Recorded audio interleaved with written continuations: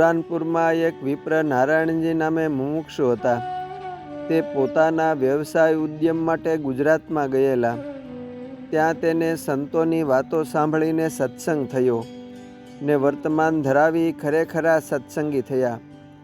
તે પછી થોડા દિવસ થયા ત્યાં તો મંદવાડમાં દેહ પડવાનો સમય થયો.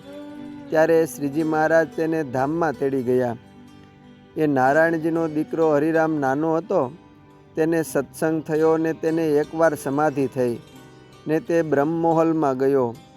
ત્યાં અતિશય સુખ અને અનંત મુક્તોને દીઠા ને પોતાના પિતાને પણ દીઠા ને તેને મળી અતિશય આનંદ પામ્યો.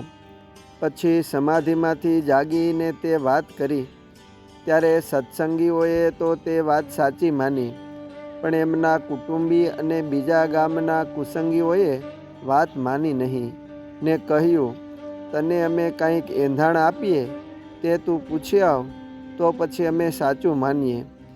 એમ કહીને એક કુટુંબીએ કહ્યું છે, અમે 2 ભાઈ અને તારો બાપ બીજે ગામ ગયા હતા. ત્યાં શા કામે ગયા હતા અને ત્યાં શું થયું તે તું ત્યાં જઈને પૂછી આવ. ત્યારે હરિરામ સમાધિ કરીને ધામમાં ગયો ને પોતાના પિતા નારાયણજીને વાત કરી છે. તમારા મિત્ર વેંકટરામ તથા તેના ભાઈ જ્ઞાનેશ્વર તેણે મને આ પ્રમાણે કહ્યું છે.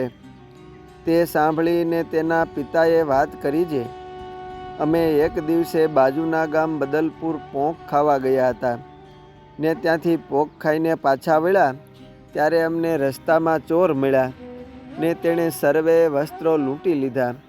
તે એંધાણી દેજે. પછી તેણે સમાધિમાંથી જાગીને સર્વે વાત કહી દીધી.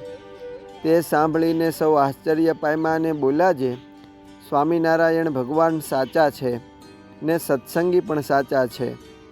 એમ કહીને હરિરામને તેઓ 2 જણા પગે લાગ્યા ને બોલ્યા છે, તમારી વાત સાચી છે ને અમે ખરેખરો આજ પરચો પામ્યા. એમ શ્રીજી મહારાજે બુરાનપુરમાં હરિભક્તોને બહુ ચમત્કાર ઐશ્વર્યો જણાવ્યા છે. અસ્તુ. જય સ્વામિનારાયણ. શ્રી હરિચરિત્ર ચિંતામણીમાંથી.